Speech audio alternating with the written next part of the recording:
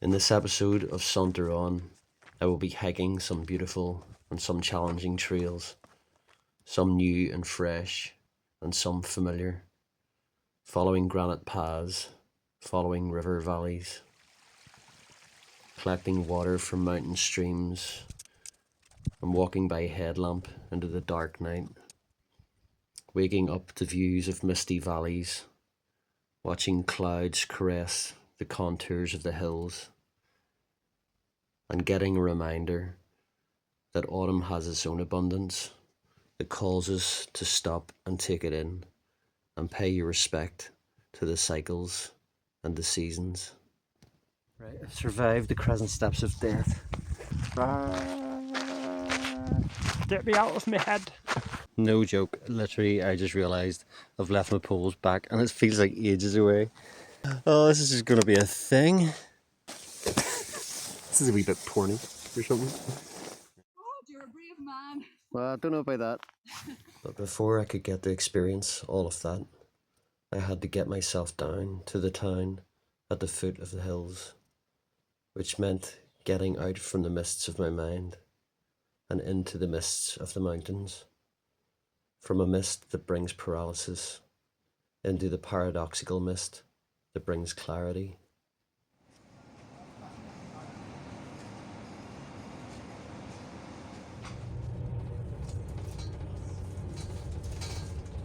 It's just after 3:30. It's Monday. I'm not feeling it whatsoever.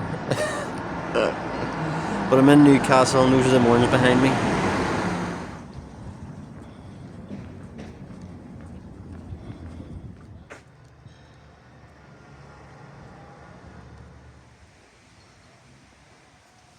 At least I'm getting to experience a wee bit of autumny magic going up through here. It is beautiful. I actually got up early, so at least I had the possibility of doing this, even if I didn't feel it. And I ended up having like 3 coffees, and that alone would end up crashing me and make me feel lethargic. Then I had a massive breakfast, and I even wrote it down on a little note yesterday, is don't have a massive breakfast, don't have too much coffee. And note to future self. Future self went ahead and did it anyway. Still a part of me just feels like skip the bus back home, don't do this. Couldn't be bothered. The inner world. I can even write a note to myself the day before and still do exactly the thing that I said don't do. Sometimes I think, catch yourself on, you're just exaggerating. But like, that is steep. There's a whole lot of stepping going on.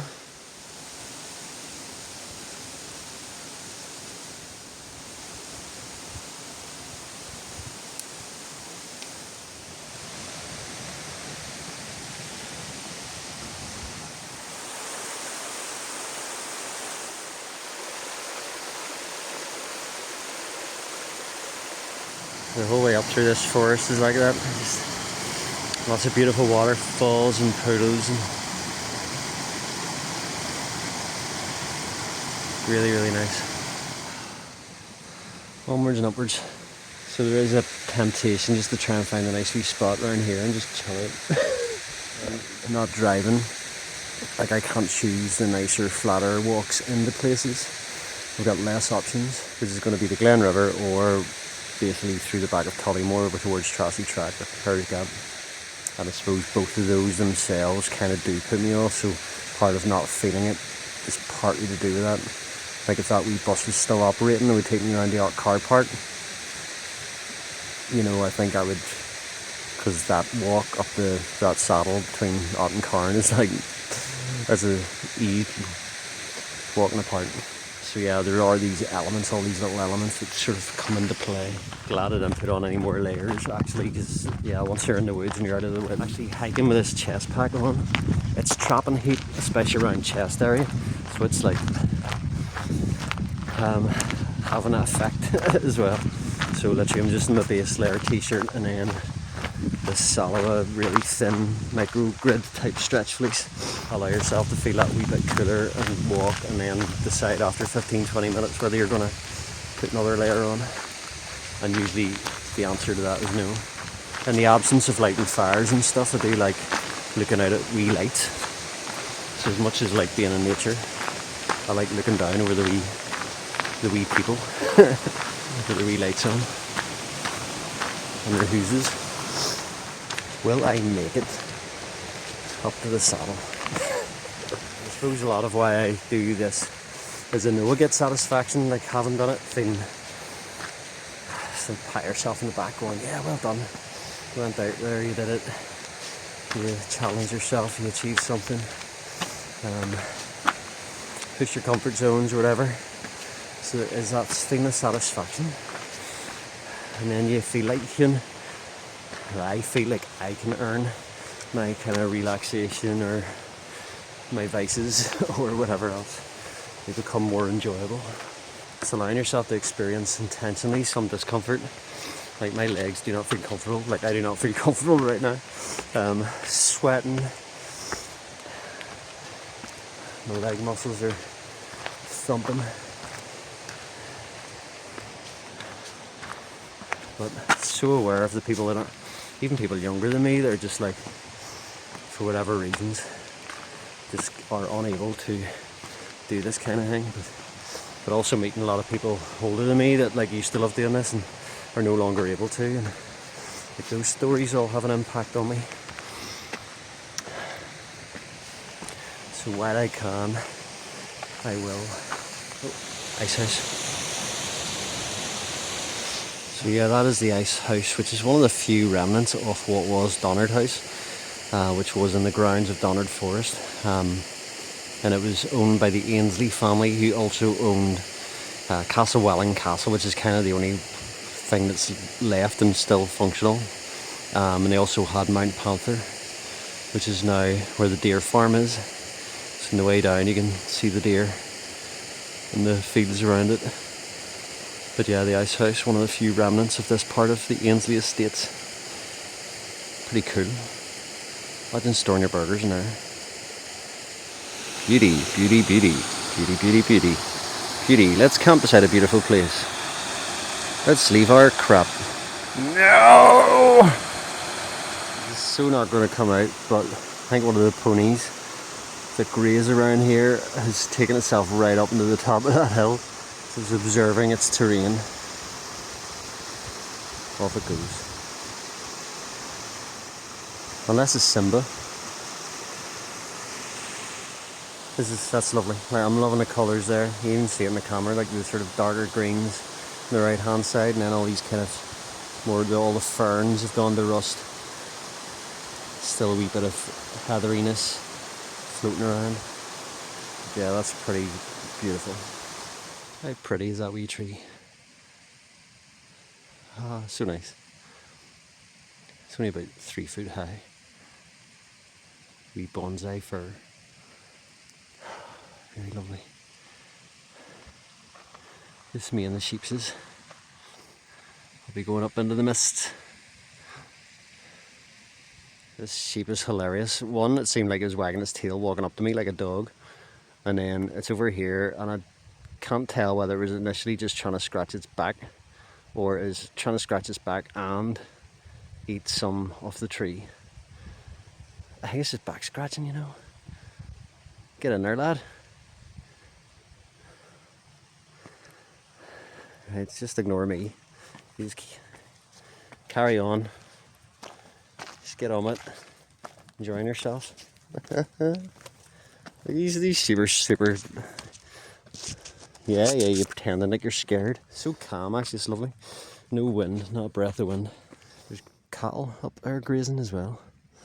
And you can feel the coolness, like moving closer up into this mistiness.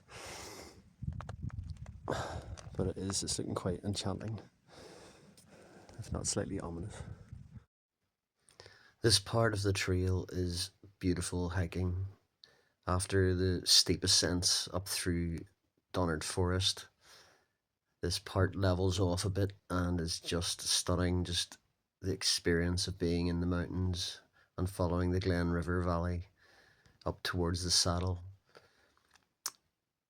There's some incline, but it's just beautiful walking before you get to, as I call them, funnily, the Crescent Steps of Death, which is a little bit of an exaggeration depending on your health and fitness. But yeah, this gorgeous walking here. So I'm about to start the Crescent Steps of Death, as they're commonly known. Abbreviated the Steps of Death. And it's just going to be one foot in front of the other. Might shorten my poles a wee bit. But actually I remember always thinking it's making it out to be worse than it is. And it says pretty steep, but then it's over relatively quickly. So I imagine in about 15 minutes, I'll actually time it, it's now 5:30, we'll see how long it takes to get up the Crescent Steps of Death. Well, I met some cool Americans, I assume, walking down there, and they actually, about an hour ago, the guy and his partner were up on top of Cometa, and it was like a cloud inversion. It was blue sky looking down in the cloud. Amazing. Like, it just looks like he's on another planet. It was incredible. He just showed me the photo on his phone. I was like, what? Whole other world above there. Right, I've survived the Crescent Steps of Death. It took 20 minutes pretty much, with a few stops for water and gasping for air. So I'm now up the saddle between Donard and Cometa. Still no clue what I'm doing. It is pretty mysterious. At least it's not a real wet mist. It's not that. It's actually a nice mystical mist. And also was, memories coming back. Like the first time I walked up those steps, I think was when I was 18. But I remember when I was 18 struggling getting up there, and I remember one of the guys, because I put out this notion that I wanted to be an outdoor pursuits instructor. I remember he just slagged me off because I was struggling getting up those Crescent Steps of Death at the age of 18. And he said, oh, you'll never be an outdoor pursuits instructor, so you can't even get up that. And then a year later I was a trainee outdoor pursuits instructor, so that was 30 years ago, and now I've got walking poles at least. But yeah, like it's not, I don't think I've found it any worse then than I did when I was 18. Talking to a few older people that have come into the shop recently, and how they're saying like they're at that stage where they literally, if they stop, they won't get it back. Like they need to keep that momentum. Whereas I could, I have stopped, and I suppose I had like all last year was just a big stop in general for me. And so it's been getting myself back out again, trying to get that fitness back and get the mountain legs developed. I think back in those days I felt like there was something wrong with me because I was struggling, and especially whenever you've got like mates that you're hanging about with, or like galloping on, doing all that. And with a lot of things in life for me, I've had that, probably it's an insecurity complex or inferiority complex or something, but it's but feeling like there's something inherently wrong with me. That I can't do this, or that I am struggling. At least now I go, it's just because I'm not that fit, or I haven't done those steps in so long, and I've got a 15-kilogram backpack on me. There's nothing wrong with me. It's like, yes, and if I did this more often I'd be fitter for it and I would struggle less, but there's nothing inherently wrong with me just because I'm gasping for breath and I had to stop 3-4 times. God, the mad shit that is in our heads, or in some people's heads, like mine. Get me out of my head. Right, up there is our highest mountain you can't see, and up there is our second highest mountain you also can't see. So yeah, I'm glad I'm here, and I'm glad I'm doing this. Yeah, this is so fucking just those mindsets or states of being maybe. So many like like it is like fucking Indiana Jones going through fucking lost Raiders of the Lost Ark, going through some labyrinth with all these wee fucking traps and rolling balls to squish you and things to deceive you and hold you back and stop you getting to where you need to get to. Melt. Right, I better make sure I'm going the right way. Working my way around a brandy pad around the back of Cometa in the direction of Herbert's Gap. There's not much to see. There's not much to say. just other than I'm glad I'm here now, you know, just getting over the sort of some of the hardships or the challenges, like getting the present steps out of the way, and now I'm on these beautiful trails, even in the mist. I'm here and I've accomplished something. I'm feeling probably better about myself that I've done that, satisfied, feel a sense of accomplishment, just even having got myself here, let alone having gone up the steps. All of that, you know, whereas I could have, you know, stayed in the house, watched documentaries, ended up in the bar, and then tomorrow ended up lying on the sofa watching documentaries with a hangover, is what would have happened. And then all of a sudden it would have been Wednesday, I'll been halfway through my week off, and I'd be feeling crap about myself. Basically. There you go, it's my wee world. So this is one of my favourite trails in the mountains, known as the Brandy Pad, famous for being a smuggling route. The smugglers would have bought illicit contraband things, probably I think from Bloody Bridge through to Hilltown. It's quite technical underfoot, and you absolutely have to watch where you're putting your feet. You can see there, this drop on the other side is pretty sketchy. So yeah, just do pay attention, but it is absolutely beautiful. Left, right. I'm imagining continuing on longer on the left, I think. Yes. No. Yes. I don't know. I'll have to check him out. I'll steam it up. Right, I had to check him out just as well I did, because I was thinking it was probably that way, but it's not. This way towards Hers Gap. That way towards Autumnal Valley or somewhere like that direction. Just amazed how peaceful it is. Like, it's so quiet. I just feel totally alone. And the mad thing is, like, I'll be in the house and feel lonely, and then that has me wanting to go down to the bar and sort of ease the loneliness or whatever. But sometimes I'm in the bar feeling lonely, surrounded by people. Here I don't feel any sense of loneliness. It's just beautiful solitude. I feel totally at ease. Yet, like here, there's no FOMO kicking in. Like here, there's no other options other than pitch a tent and have a cup of tea. Whereas if in the flat near the temptations of the city, it's a whole different ballgame. It's just something that has presented itself to me again, and gives me another opportunity to work through something, and I feel like I'm at a time when I want to be focusing on strengthening myself, like person, like emotionally, psychologically, spiritually.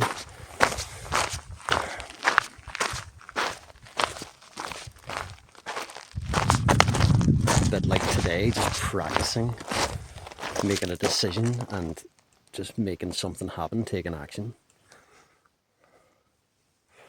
And then, like, relationally, you know, it's about setting boundaries and speaking my truth and those kind of things. It'll take me a long time to learn that I needed to do that, let alone actually start doing it and practicing it. And yeah, I think it's just I've never learned to parent myself well. So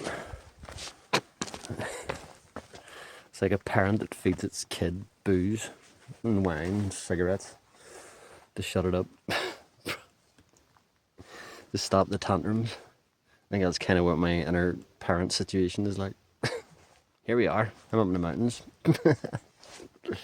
I like this parent, whoever this parent is. Keep doing this. It's almost like the dad that takes his kid out fishing or something. We camping trips or going out hunting. Yeah, I like this parent. The other parent sucks. Yeah, maybe that's the conflict. Like one of my inner parents. One voice is like doing all the good stuff, take me out camping, eating healthy, and then the other one's like feeding cigarettes and drink. and then they end up arguing with each other about how best to parent me, the inner child. It's not like I haven't made progress, and like I'm very aware of these things. Even that alone is progress, is becoming aware of these things in the inner world.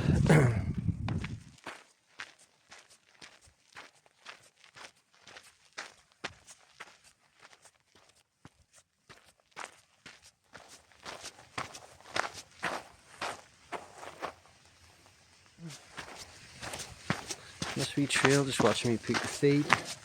I did actually have a wee stumble back there, and this, especially the back of Comet, I think there's a few wee sketchy bits there. Where that wee stumble was just the weight of my backpack, so stepping up a sort of high step and then not sort of getting above my centre of gravity enough, and then it pulling me back again, and then it pulled me off to the side, and I was like, whoa, managed to recorrect myself. But yeah, I'm way more watching where I'm going now, even though I'm chatting away here. But I thought if I got the camp before 6 o'clock, I would have had a coffee.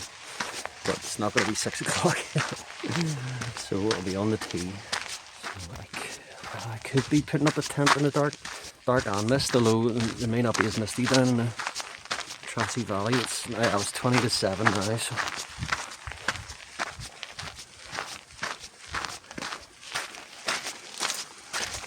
This would be a good place to get water.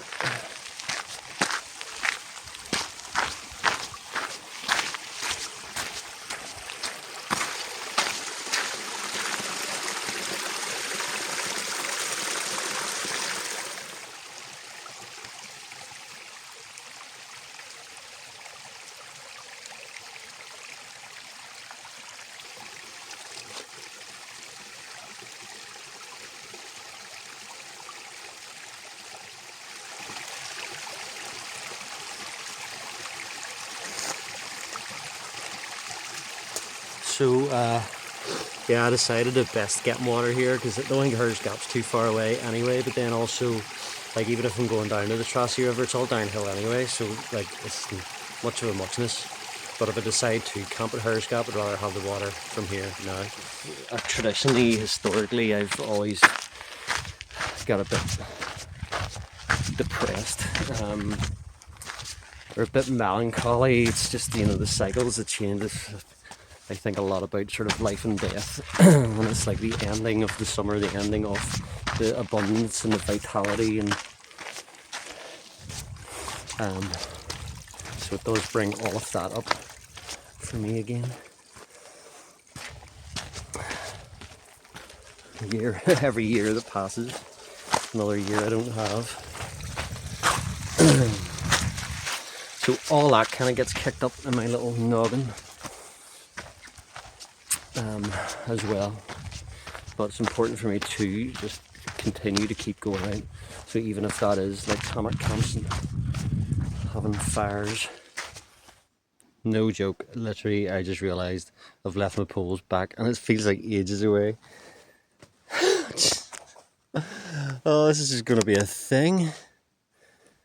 Oh my god, especially when I'm knackered and it's getting so dark. Right, I'm going to have to get my head torch out. It's actually getting that. It's getting a bit too dangerous to walk without the aid of a headlight. Oh my goodness. Oh, yeah, I feel like a dunce.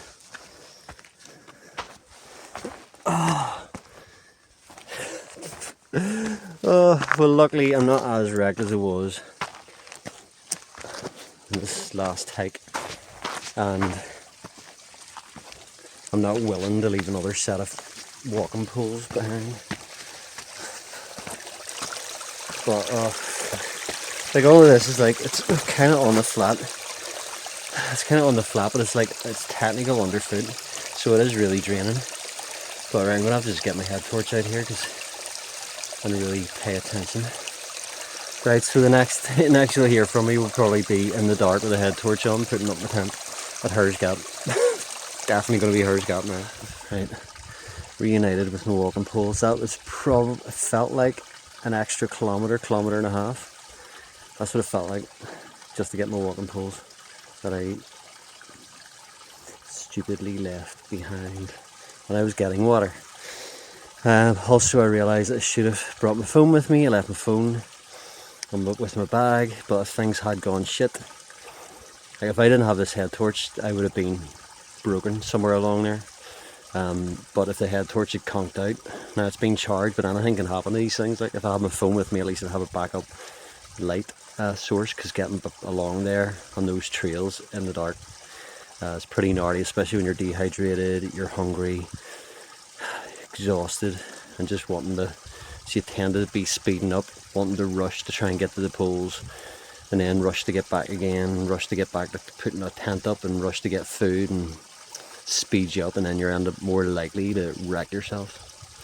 So and I probably would have put an extra jacket on, like if there was any, because there actually, you can see the water particles in the mist moving around here. It's not rain, but it's damp, and after taking my pack off and that sweaty back thing, if there was even a breath of a wind up here, that would be pretty shit. So even if I had just like a wee light soft shell or something, or put a waterproof jacket on for that, I would have been sweating, but I would have been warm, comfortably damp. Right, pack back on. Let's get the Hers Gap, get this tent up. There ain't going to be a good video of me putting this tent up, by the way. Focus, can you see me? There's lots of strange light things going on here. I've made it to Hers Gap at last. So just a matter of finding some flat grass to pitch the tent on. There's definitely a bit of breeze going this way. So actually the other side better. Even though I kind of want to test the tent, but actually I don't really care about testing the tent. It's a strong tent. I just want to have a nice sleep. I feel sheltered. Yeah, it's a south-southeast wind, so yeah, the other side of it would probably be better. Just try and find the style in the dark. Right, here goes.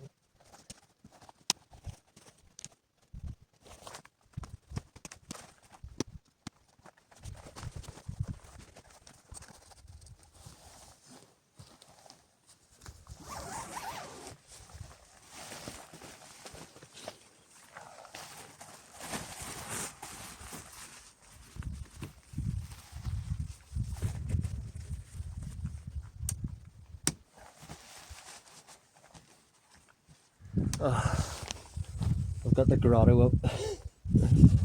I don't want to keep the front open too much because it is kind of really damp air. I don't know if you can see all the moisture particles, and then the wind's actually blowing it a bit, but it is definitely more sheltered than this side of the wall. So yeah, so I think I'll do a mixture of sit down, get the water boiling, and then whilst I'm doing that, waiting, I can blow up my air mat and stuff. Because I'm busting for a wee tea and a smoke. My little kitchen sink has my stove and food in it, and brilliant for organising things. That's great. No coffee. Say yes to tea. But it actually is, like, I'm a bit flustered and all that, but it actually is nice and calm, and there's nobody here, from what I can tell. And yeah, once I'm sitting down, I'll just be able to be lovely. Alright, of course the crane flies are gonna, most poisonous creature in Ireland. Get back.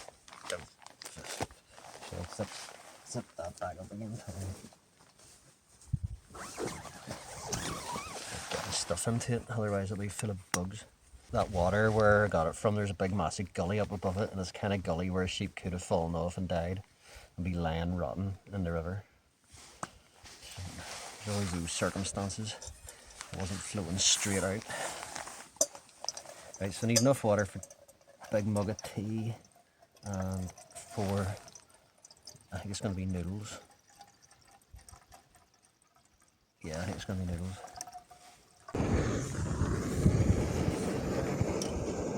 It's going to be... And all the YouTubers these days all seem to be doing this hot noodle pepperoni thing. It's become a craze. Who started it? I thought it was Adventurous Dave, and then the other night Stephen Reed was at it. What is all that, Gills Moddens? Paying attention, being mindful, or if you, and even being aware if you are exhausted, tired, hungry, being aware of that and taking that in consideration, going like, I'm exhausted, tired, and hungry. There's a good chance I might do things like forget my walking poles.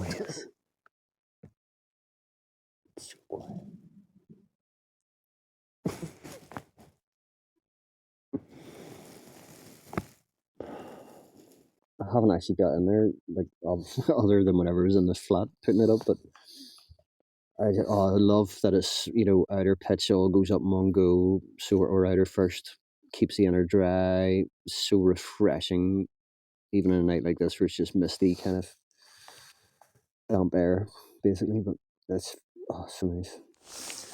All right, I've had my tea, and it's lovely. Just sitting in this silence. I was talking earlier about, like, in the winter and it gets dark early and what are you going to do? But actually just sitting in the peace and quiet, having a wee tea and a smoke, it's just lovely. And I'm getting, I can feel a bit of a chill, but I'm assuming that whenever I start getting these noodles into me, it'll start warming me up. But plenty of layers in there, and I've got my hand warmers as well, so okay, it's a wee bit soupy. But I'll be good and drink that after.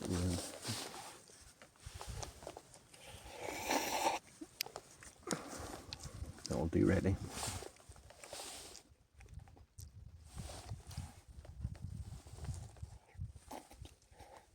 Yeah, it was Natalie Outdoors, was the first person I saw doing the pepperami thing.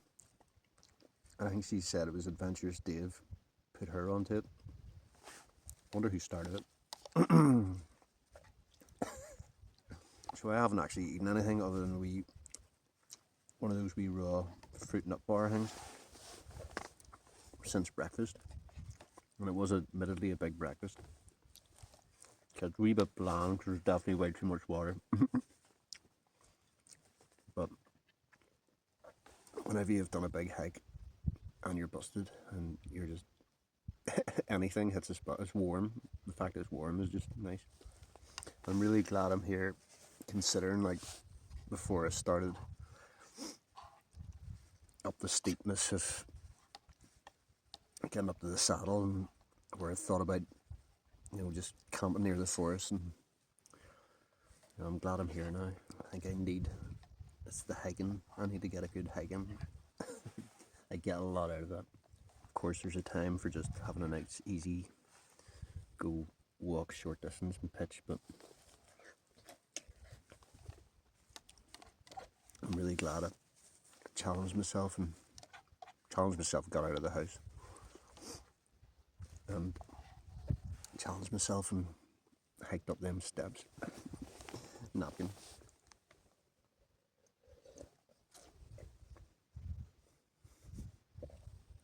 This is definitely not tasty by any stretch of the imagination, but there's just about enough flavour in it to, yeah.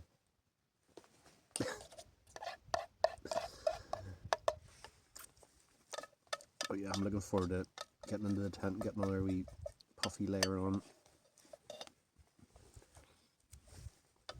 I don't think I really need them, but I might crack open a wee hand warmer and have it there warmed up, just in case during the night I need it, rather than having to start it and then wait for it to warm up.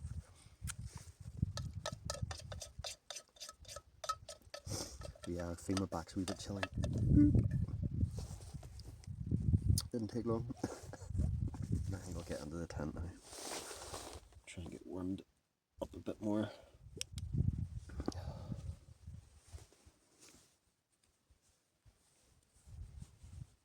I think I'll put on my synthetic just because it's damp. I don't want to get my down jacket. Yeah.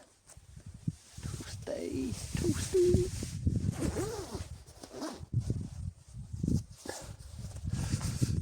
Oh yeah, it's better. Right.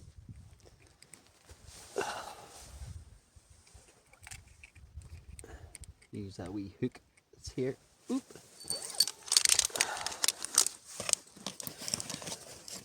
Yeah, I'm really liking that wee, whatever you call it, storage bit. That's actually more useful than I thought. I think a lot of people are sleeping in this with their head at the narrow end so they can be out here cooking. So that some people think it's a design fault that they put the door here at what would really be the foot end of it. But just the way this pitch is, I'm going to be sleeping head up at the end there. And I'm okay with that. I already feel a bit warmer actually being inside here. I'm actually liking these camp shoes, partly because they've got a sole on them.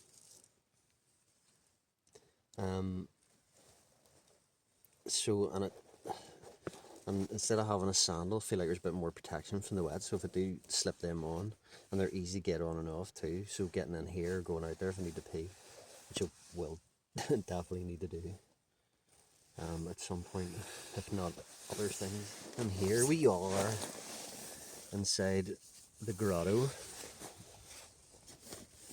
And plenty of space at the side here for like anything I need to grab. So I've got my puffy trousers. I don't need them now, but I'll probably have them in the morning.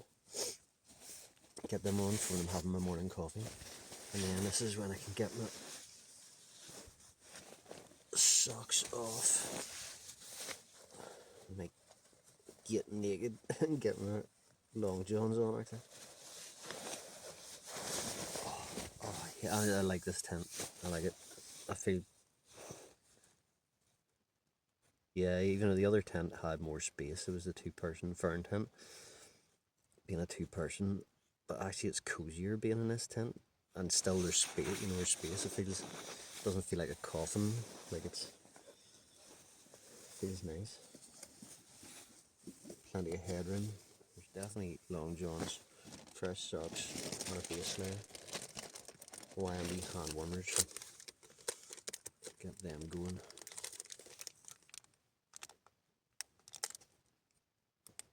And I really don't even think I'll need these at all, but let's say if it do get a wee bit cold. I'm already warming up in here and I've got this extra puffy on. Now I'm out from the damp air out there. Take these off. Hopefully you can't see my willy. This is a wee bit porny or something. Maybe this is what I need to do to increase my subscriber count. Get more views. Do some saucy stripping. And fresh socks.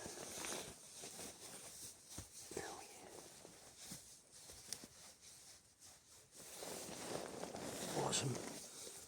So that is, like, I do anticipate having to go out and pee, but at least I've got those wee camp shoes. I can just like whack them on. I could put on my puffy trousers if I need to go out, rather than just go out in my base layers. Yep, 13th, 9 o'clock. There's always that randomness where you just go, I'm just in a tent of my own at Hers Gap, talking to my phone. Or even without the talking to the phone bit, but just like, I'm in a tent of my own at Hers Gap, up in the mountains. And it still seems a bit random. There's actually loads of lengths in this. So we've got the head of that right up the top. Like, I would happily be sleep like that, and I've got another foot worth right down to the end there. So yeah, like, and I'm what, 5'11". Right, I think I'm just gonna lie down and relax until I need to go out and pee or poo or whatever. Morning. Oh, just after 8. had one dog walker walking past, and the dog ran up to the tent. He apologised, and I was like, no, time for me to get up.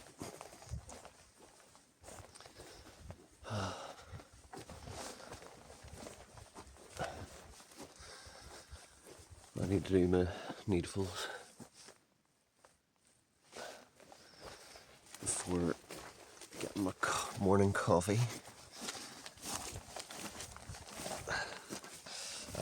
Wouldn't say I slept okay, but I think I definitely got a few hours. Some bad dreams. See, a clatter of bad dreams.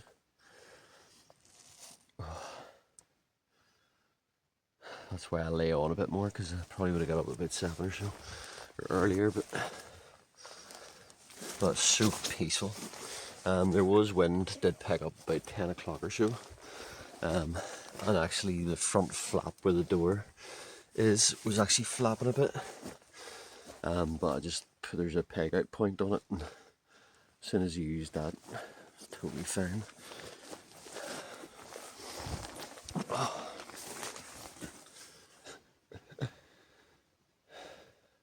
Right, so this is the wee extra pegging point that allowed me to have the door right tighter, cut the noise out. I actually remembered that I put it over here, so I reached out from under the fly sheet, pulled it out in the dark, and just like pushed it in. Yeah, then whenever I opened the door and the tent and the fly sheet, the water does sort of drip down a bit into the tent. So even though it wasn't rain, there was enough moisture to kind of run down. So I've given it a wee wipe down on the sponge, so even for that was useful. To stop any further water dripping down in while I had the door open. And yet again, there's another rock under my sleeping mat, but it was kind of a slopey rock. And if you lay on the mat with your hand, you'd be like, oh, yeah, I definitely feel it. But once your body's all spread out on it, I actually didn't really notice it too much. I'm just about to make out the Tracy track down there, actually. So we'll have coffee and I'll probably pack stuff away.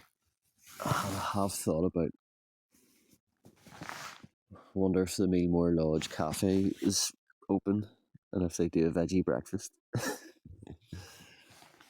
That'd be amazing.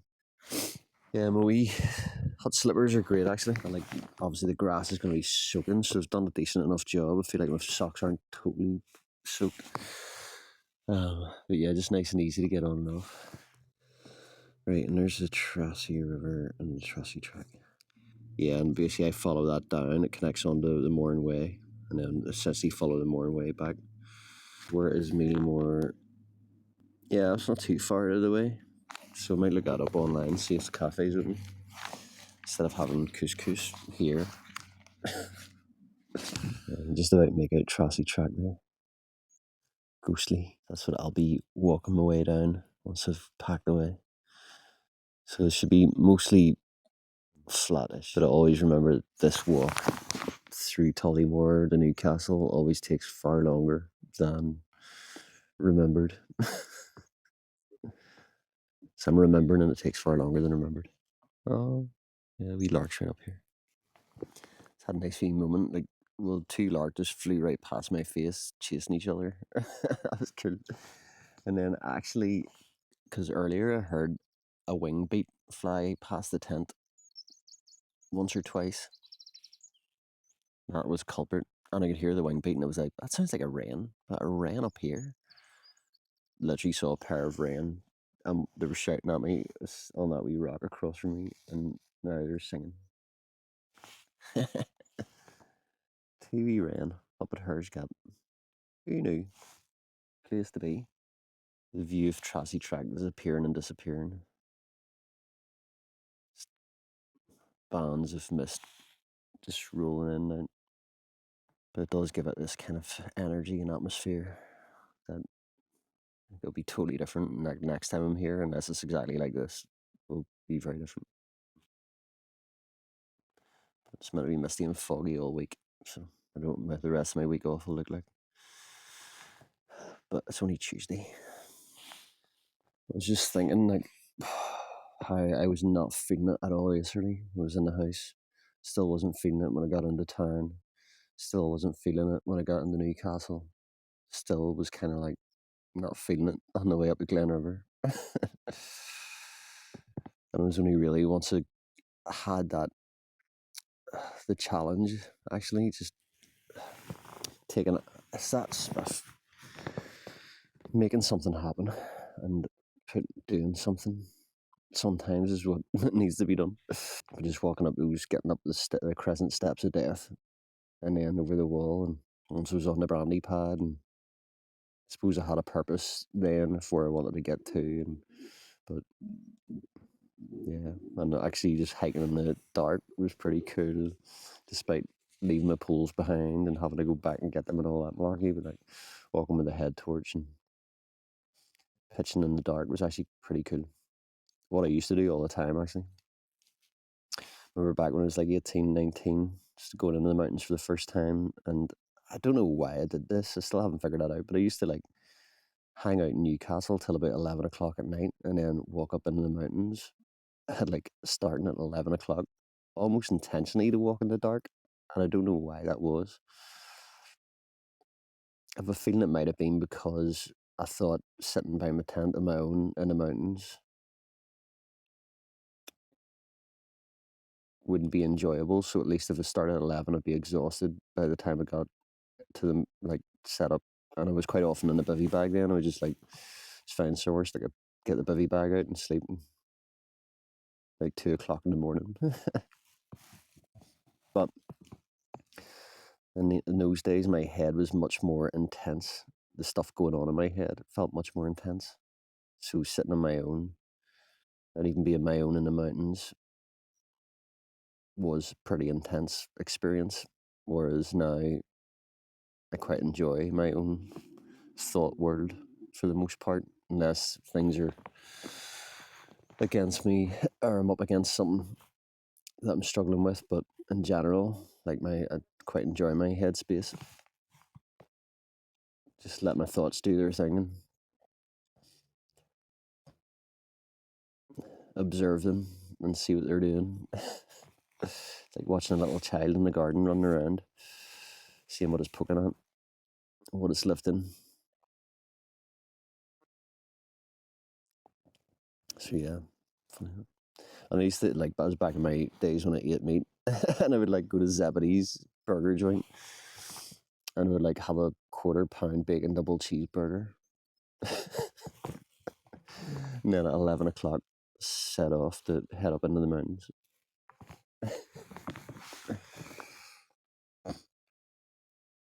30 years ago, my God, life, oh life, oh life, oh life.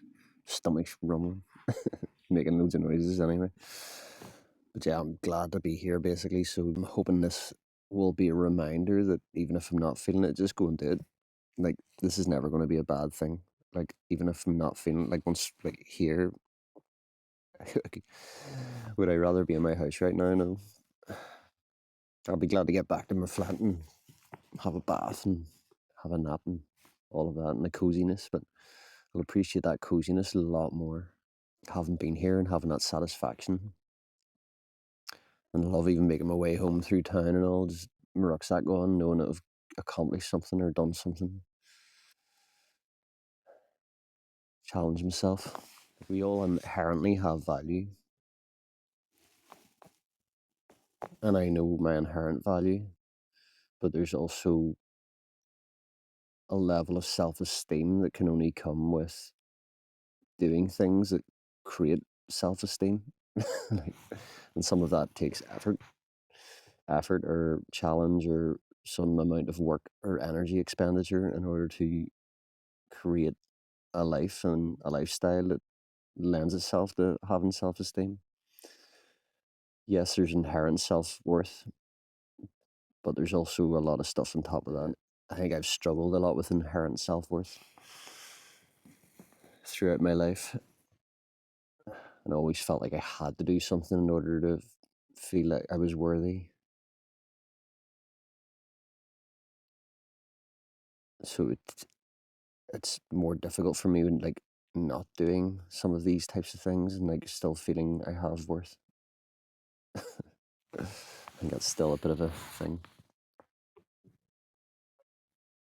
I hear voices. Are they in my head? You know, Natalie outdoors, she's been talking a lot about anxiety, and like I totally resonate with that. I just get paralysis. Like I just get to the point of like, and then just in order to get out of the paralysis, just don't come to the mountains, don't come out, don't go on an adventure. Just to end the anxiety. Sometimes I feel like the anxiety is that boardroom, the boardroom of the self, with all the voices there, and they're not just, and they're all throwing their bit in, and it just becomes this confused mist of voices. And this is where I know when some psychologists, whoever they are, say that anxiety exists in the absence of decision. Like just make a decision, and it's kind of like an executive decision in the midst of that clamor of the boardroom, of all the voices saying, "What if this and what if that," and and throwing their bits in and just creating paralysis or that misty mind, where it just becomes a swamp. But just making a decision like I'm going to go to the Mournes. I'm not feeling it. I've got all these voices in my head, but I'm just going to do it. And then eventually the boardroom has to just get on with it, get behind it at some point.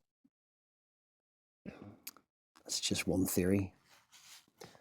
It's floating things out there. I'm not an expert. Well, I went to therapy, online therapy, BetterHelp. It was only about 4 sessions, but it was useful. I don't really like the online therapy model to a point, but it is very convenient and accessible for people.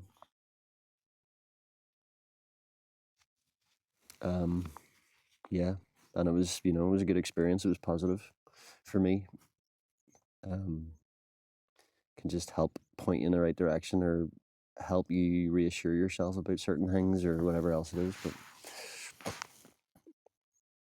it's there as an option if you're confused and stuck, or I think that's a big thing if you're stuck. I think whenever I feel frozen and I'm not moving, that's when having another voice who can see outside of it a bit is useful. I could see 2 people making their way up a trashy track. Thankful that I'm here, managed to get here. There's a Mistral and back in again. Loving this wee tent. It's great. That is so cool. The valley's opened up a bit. There's just the cloud. Just lingering. Encapsulating. Just to see that magic of the mountains. It's worth it.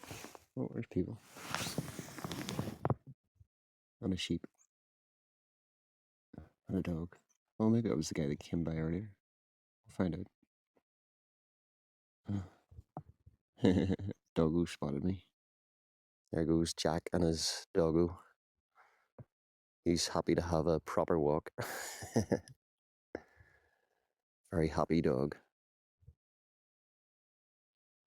That was lovely. And he was telling me there was a cloud inversion too at the top of the mountains. But I don't think I've got the energy to go to the top of a mountain to see a cloud inversion. Happy for him and happy for his dog. Lovely pup.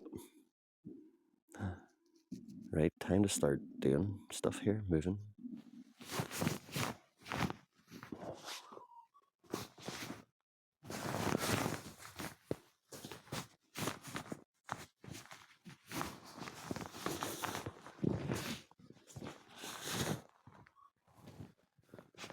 Morning. Hello. Oh, you're a brave man. Well, I don't know about that. What was it like overnight? It was super calm. Yeah. So like not Well, that's what you need. there's a wee bit of a breeze coming outside of the wall, so that's why I camped here. But like it was so peaceful, so quiet. It's incredible. Probably wasn't Baltic. No, it wasn't at all. I was toasty. No, it was really, really nice. And actually, last times I've camped up here. If you have a mattress in there. Yeah. Well organised. I have a thermarest, but I don't think it's quite on the quality of that. Well, I used to use thermarest back in the day, and like the sort of trend went towards kind of non-insulated air mats for a while because they're super light and compact.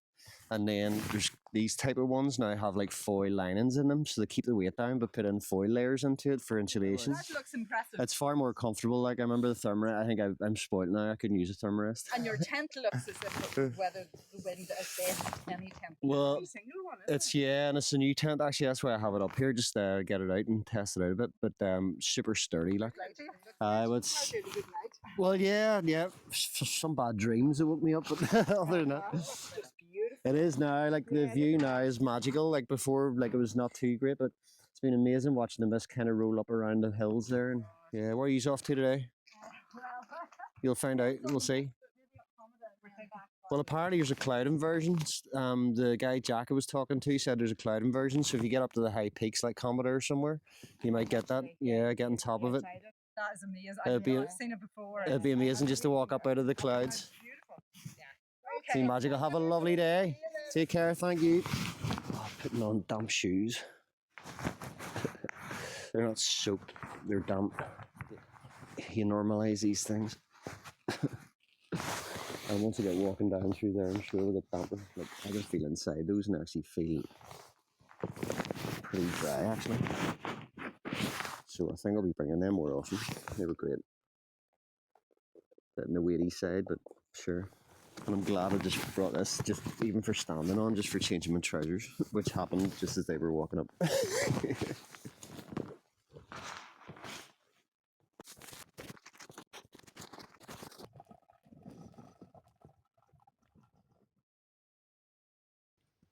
Waking up in the mountains, in these wild, rugged places, feels magical, like a privilege, an honour to have been a guest in this kingdom, hosted by the hills. It was my way of paying my respects by spending the morning, not rushing to move on, but sitting, drinking my coffee with gratitude as I watched the mists roll around the peaks and slopes of this sacred place, offering a space for reflection and contemplation and prayers for guidance and the other landscapes of my life. So that's me packed away. It's 12 minutes past 10. I'm excited for getting walking again. And importantly, leave no trace and don't leave your walking poles behind. Like, walking poles are securely on the bag. It's the wee space where I was. Oh, you can see that there, and you can see that rock I was lying on last night. It's great. Now I've got a bit of a view, which is lovely. I've had that for a few hours, well, about an hour now. The feet are wet, actually mostly from the moisture on the tent this morning, putting the tent away. But the grass is wet here anyway, so my feet would be wet by the time I get down. Which is making me think about packing waterproof socks. I think I will pack them, and I'll pack them in with my wee booties, because it would just be that wee bit of extra comfort for not much extra weight. So. Thank you to the wee larks, wee wrens, sheep. Jack who passed by, two ladies there that were flipping mountain goats. Their poles look like they're going to bounce over the peaks. Fair play, and hopefully they'll get a cloud inversion like Jack did.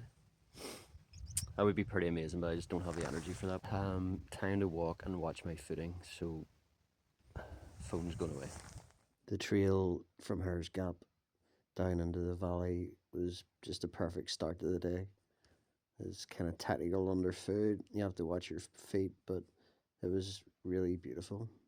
And just seeing the view ahead of the river and the Tracy track was delightful. Oh, this is cool. I like this. the fording point. The trail before this is like half path and half river. There's loads of rocks, so it's easy to work your way. And I'm actually glad that I did end up camping at Hare's Gap, because if I'd come down to this part, it looks like it's so marshy and boggy and tufty that there wouldn't have been any decent camp spots, and then I would have been spending time trying to look for one. It's funny, I've come lower down, but I'm actually back into the mist, so right, pick a stone.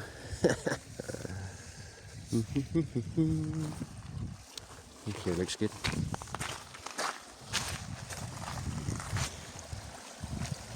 Luckily granite for the most part is still gritty when it's wet. Famous last words.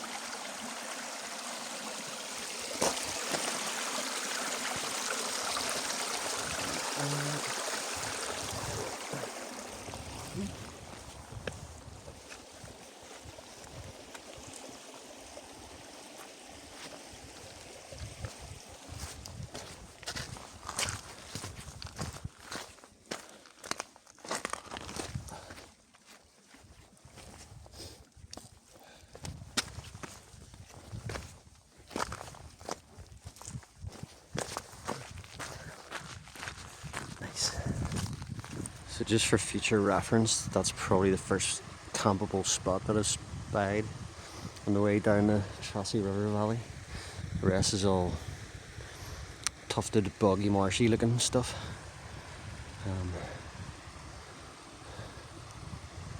Yeah, remember that, but I have to remember how far down it is. Still last night there was no chance of that.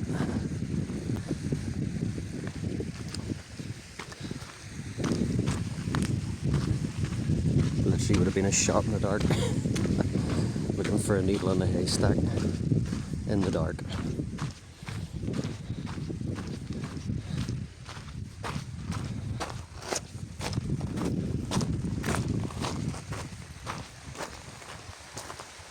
Morning. Beautiful. Really, really beautiful. Just slowing down at this point, just to enjoy the sound of the river. Knowing as well I'm sort of exiting the mountain landscape and we'll be into forestry and trails and tracks. So yeah, just enjoying this. This has become pretty rocky again. Eyes on the ground. So here we are coming up to the end of the Tracy track. I don't know if this other part of it was called the Tracy track still, or Tracy Lane or Tracy Road or what. But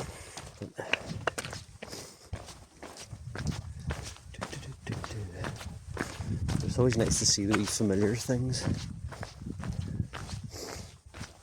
Reassuring.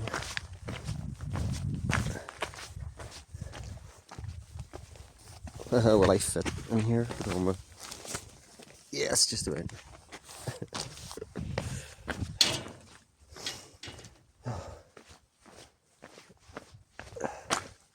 Not enjoyable underfoot. Oh, God love people with blisters walking in this. Luckily I don't have any yet. So it's around here that I think there's a turn off that would take you towards Mourne Lodge, but I'm glad things panned out the way they did, and I don't even think Mourne Lodge is open apart from Saturdays and Sundays. So, and I think I was just in automatic mode here. Ah, this is so cool. All that moist air, and it's just this little corridor of webs over the wind bushes. That's so nice. See if we can see any wee Spidey men. Look at that intricate workmanship, workwomanship, work spidership. That is a thing of beauty. God, look at that.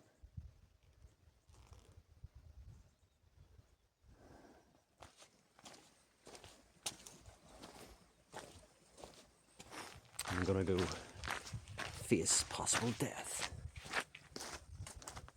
under passing under this. Don't drop on me.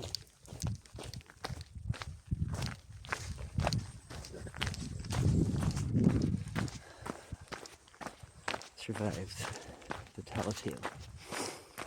To live another day. This is pretty cool, quite unique. I like it.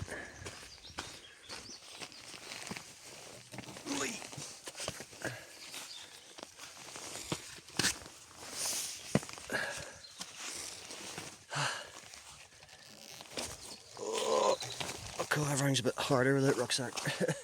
Yeah, if I really wanted to go Mourne, I would have had to put a bit more thought into it. I just probably made assumptions of going to the bottom of the trail. So I'm actually now, there's Mourne there. I would have had to come along, I think, and gone down here at that part of the Tracy track, but I'm now down here and we'll be making my way along there through Tollymore. I love seeing crops being grown. It says a lot, but you don't see it a huge amount unless you're like in the Ards or somewhere, or other places where they still grow food. No farmers, no food. This part of the trail's lovely. It actually reminds me a wee bit of Wicklow Way sections. It's like little borings through countryside. I think sheep's is in the field. Beautiful trees. Just a wee skinny trail. Easy underfoot. Lovely. I was just thinking about that sort of the internal dialogue, and I think this is what I talk about for me anyway, causes anxiety, is this like the boardroom table and then that mess of all these voices all putting their bit in, just so overwhelming, I think, is a feeling that anxiety most translates as to me. It feels like an overwhelming experience, and then you just end up exhausted, tired and numb, and then you just go, fuck it. Let's not do it. And I think, like, within me there have been like inner Keir Starmers who are like, I'm going to mandate going to the mountains every week of the year, rain, hail or snow. You're going. It's a terrible impression, but you know, you get the gist. The authoritarian fucker in your head who's saying you have to do it. Oh my god, that river is gorgeous. I wonder if that's a spinkly. That looks amazing from here. Not so much on the camera, but puts you in mind of Fjern, Scotland. Lovely. Yeah, delighted to be getting this wee autumny experience in the deciduous trees. Oh, lovely. So yes, to acknowledge the voices within, I think, is a useful thing. To differentiate them, because I think that then can ease the paralysis and the overwhelm. So yeah, the inner authoritarian is like, you must do this, and even voices like, you know, there might be those voices that say you don't have any worth unless you do this, that or the other. But other side of that, I would say, would be like a gentle parental voice. You know, that loving father. For me, that's what I don't like. It might be different for each person to try and envisage what that other voice might look like. That's almost the opposite of the authoritarian. Actually, I don't know if the opposite of authoritarian is the right voice either, because I think that can become like almost like a hedonistic kind of fuck everything, do whatever you want. And I don't think that's the answer either. But I can imagine like a gentle parental voice, like the father who says, let's go fishing, let's go camping. And not because I have to prove my worth, or, you know, it's not the father who's going, trying to train me to make me more resilient and test me and become a survivor and go off grid and kill animals with my bare teeth. It's like, but, you know, just that gentle, compassionate, loving voice within me. Because So whenever I go out, it's no longer, and I think it was for a long time, it was me proving myself to myself that I don't need anybody or anything, and I can do things on my own. And not because I actually believed I could, I just had to prove it to myself. So it wasn't out of cockiness, it was out of like, geez, I'm terrified. But if I don't go and do these things, I'll... Oh, is that a hawk? No, Jay. Jay. Sounds like a cat being strangled. It must be a Jay. But yeah, those days of proving myself, and it was very intense then coming into the outdoors. Whereas now it's more, I actually really love doing these things. I just sometimes have that barrier to actually getting out of the house, and there is that cluster of anxiety stopping me. So yeah, different experience. How you doing? So yeah, the anxiety issues are still there. The paralysis can still kick in. But it's more of a parental voice just trying to go, you know you're going to enjoy it. You know you do. You know you love it. I know you're not in the mood now, but you trust me, whenever you get there, you'll love it that we've got there. Yeah. It's almost like there's a little child having a tantrum. It's like, you know, the parents are going to go on a road trip or going on a wee day trip to the beach or something, but the child is like having a tantrum for just because it's like, don't want to go to the beach, and then gets to the beach and then is absolutely loving every moment of it.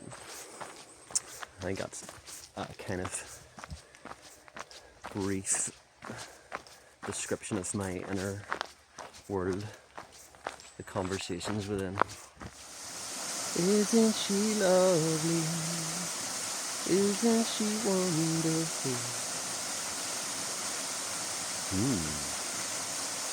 Beautiful.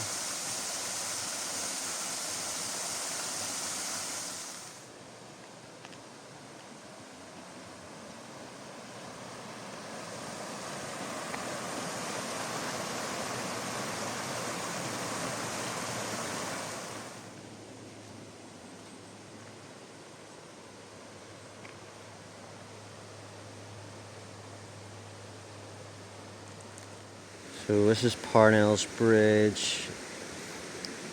Across over here, and then I can either go up towards the higher path or just follow along the riverbank, which I think I'll do. And I'll switch my map so I can actually see it. More way along there. I think that's a stepping stones, the meeting of the waters, and then backing in on myself up here, and then that'll take me out towards Tipperary Lane direction. I know this trail is lovely actually by the river. Although the last time I did it was pitch black. But I could tell it was lovely. But it was really nice, and the smell. Damp leaves, pine trees. So nice. Look at that. It's gorgeous. Oh, it's gorgeous up ahead here, just covered in beech leaves. Just with a tiny wee trail you can make out. This is just what the doctor ordered. The doctor of the soul. Soul doctor.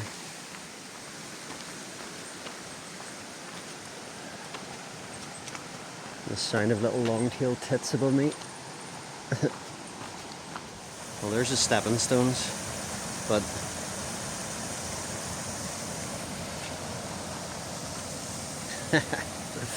looks like there's a load of trees down the other side. Although I actually now, looking at the map, think this is not where I meant to cross over anyway. And that might be where I mucked up on the Mourne way the last time.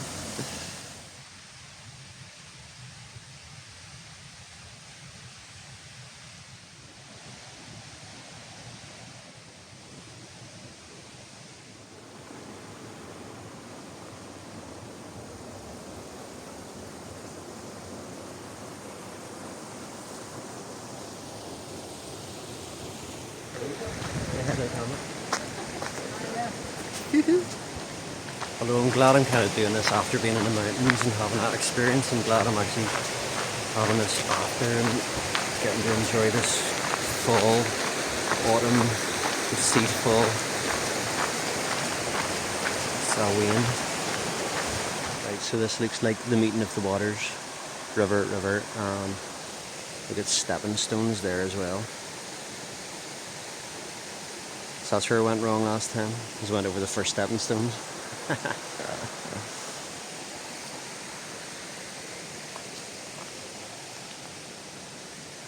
Flipping lovely.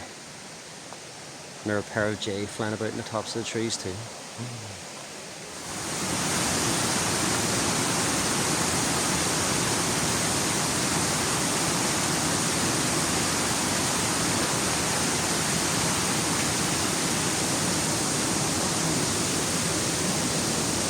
Actually, I think I did come across these ones the last time, so I wasn't. I don't think I was wrong. So wherever I went wrong, it was done over the other side of it. All these people around watching me be in it longer. I was so thankful to have got to experience Tollymore Forest. A nice long walk through the woodlands to help me transition with the seasons changing. Yeah, this is where I went wrong, because especially when you're knackered and you're just finished doing the Mourne way or something like that, and you get across the stepping stones, all you want to do is go this way, because that seems to be the way to Newcastle, but you're having to go this way and backtrack a bit. That is where the mistakes get made. So I'll just double check the map, because nobody wants to be going the wrong way whenever they're tired and knackered. Not quite, but walking through the land of the redwoods. These are some splendid tall trees. Oh, reaching up to the heavens, amazing.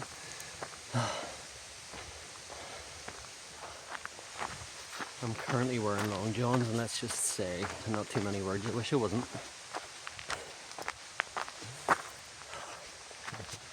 Still not cold enough really for, they're nice fine in the morning.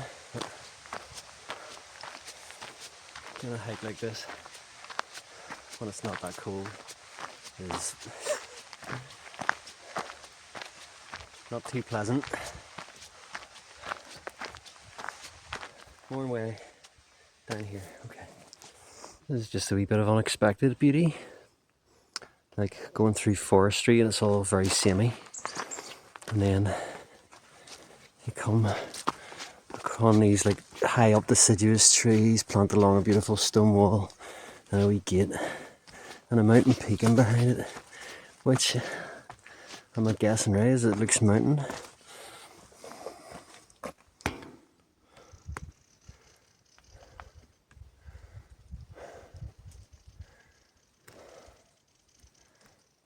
Unexpected and beautiful. Somebody's soul fell off.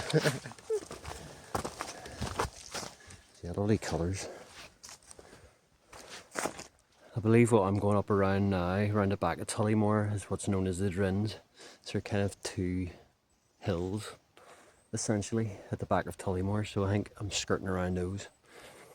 And hopefully I've got most of the hike done, but I definitely had the hiking poles out. This is lovely. Okay, really enjoy this. Even though this particular part of the trail looks pretty bland, the view through the trees of the landscape on the other side was magic. That's lovely. And Molly's coming up that last hill there without the poles. Pretty pleased with, and actually looking back at it, actually looks tricky enough. Right.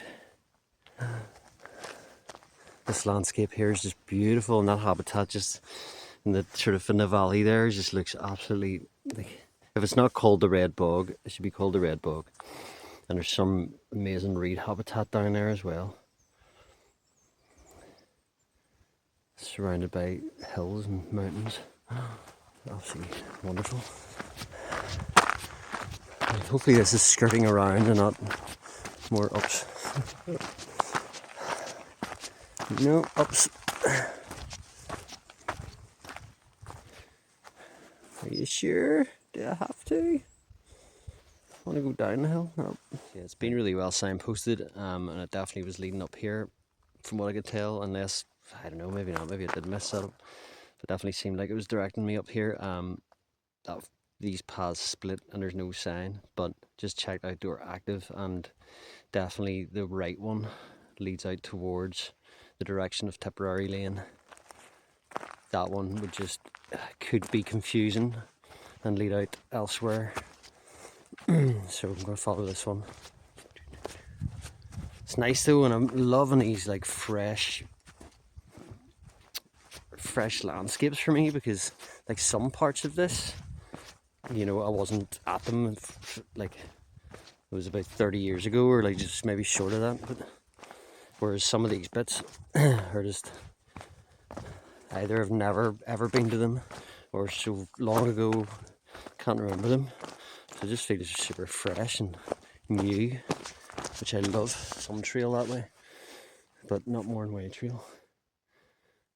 It's like there's another post down there, but I'll just confer with the map up again, just make sure. Outdoor Active app is what I use whenever I'm just a bit lost. Just turn it on, locate myself. It is my most used navigation app. I just come to this tiny wee summit and come across a viewpoint, and it's got these 3 stone benches, and the views are actually incredible. Like, it would be really nice to camp up here, and somebody's had a wee fire there. Boo. But yeah, the views are cracker, and you're actually looking down over Dundrum Bay and Murlock Bay and all. That's pretty exceptional, actually.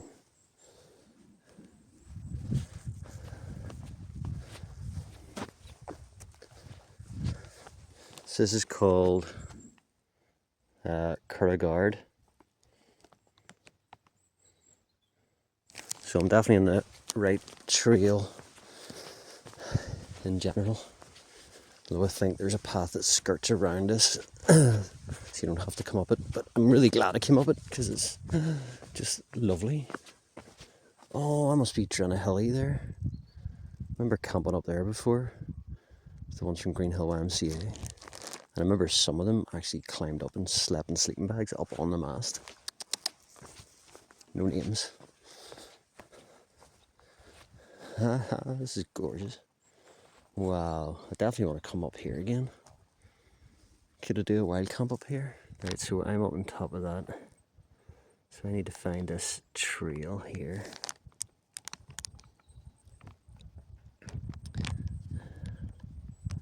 So a bit of a road. See, there's Tipperary Lane there. So actually I'd be going out and then up that way. Awesome. Okay, I'm excited for lots of things. Water, food, coffee, getting cleaned up, a fresh top on, and relaxing for a bit. Maybe a veggie breakfast. It was a beautiful accident that I got to stand here at this spot for the first time in my life, and to see all the various colours of the treetops and the views over the bay. Some fly garrick. Some wee squirrel has been tripping out. Ew. Very phallic. Yeah, confirmation. I think that time when I was like, oh, I don't really want to go up again, that the trail skirts around that hill, that summit, the viewpoint.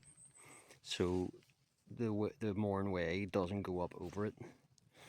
So you would actually follow that trail, whereas that's a wee trail I came down off the hill. But I'm really glad I saw that summit. I have a feeling I might try and camp there sometime.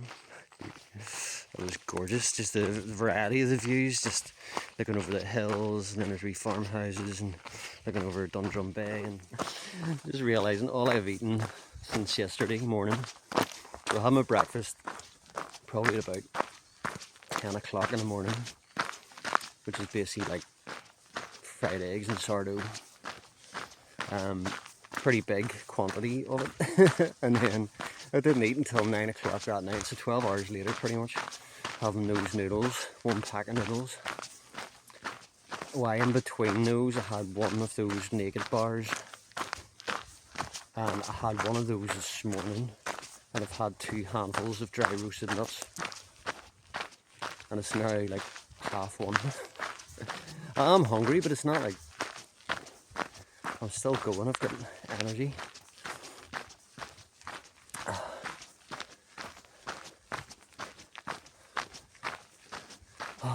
feel like I'm on the home run. Don't want to speak too soon, but it feels that way. Hopefully no more too much navigational things to think about. Hopefully it's plain sailing. So I want plain sailing to a veggie fry.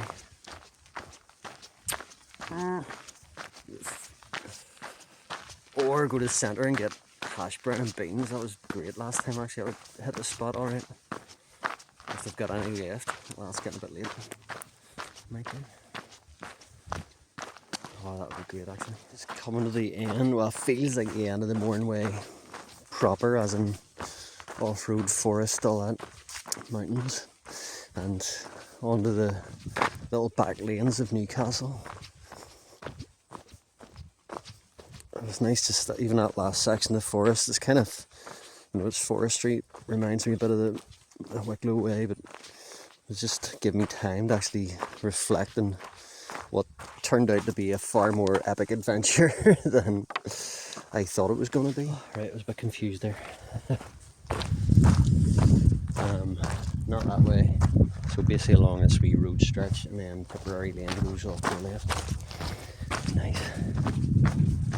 It feels weird when you're like walking past the front of people's houses and you're like, am I meant to be here? And then you see the reassuring style over the gate and you're like, yes, okay. I like that, I love it.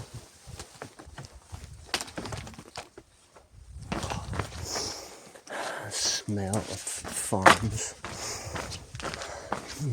That's a gorgeous building here. That is a fine building. Thumbs up. Oh, reassuringly downhill. Nice.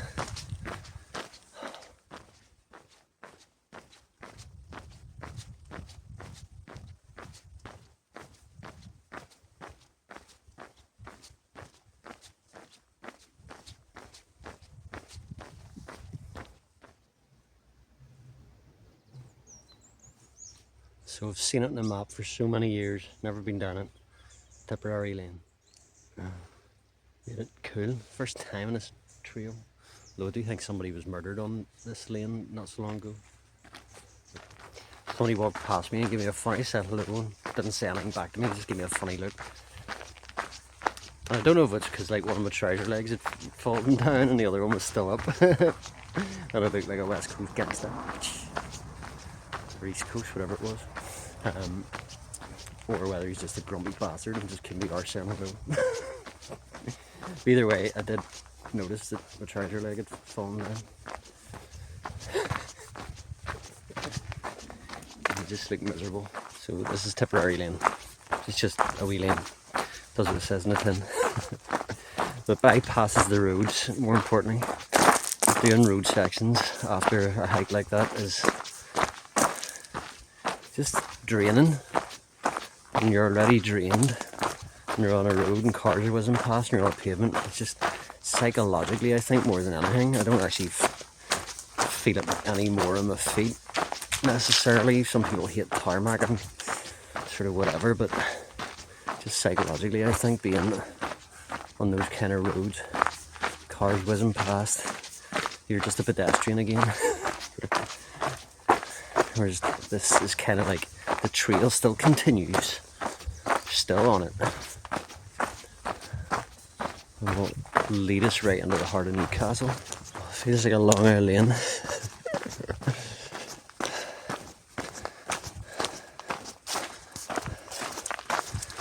Yeah, Tipperary Wood Scout Camp. It's a lovely bridge.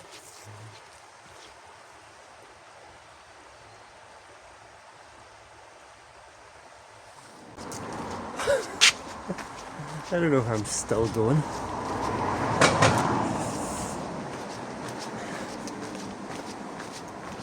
But I am.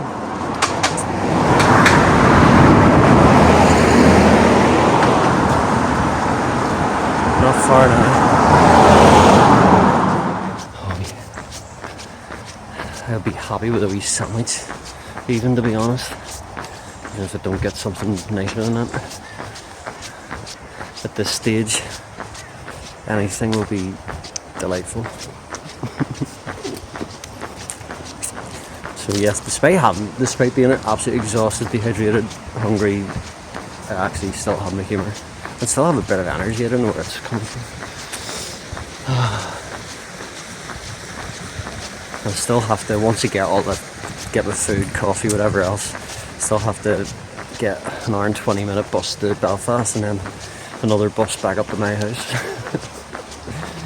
So the adventure's never over. When the adventure's over, it's like the delay. But sometimes those bus journeys are enjoyable enough, just the sheer fact you're sitting down for an hour or two. Just knuckle down, we're nearly there. So nearly there, so nearly there. Yes. Thank God for public toilets. Just bounced in, had a wash, got them a fresh top. Ready for food. New favourite coffee, Shimna coffee, veggie breakfast on its way. It's definitely my new fave coffee, Newcastle. Shimna coffee, up near the bus station. Veggie, fried, coffee, nice.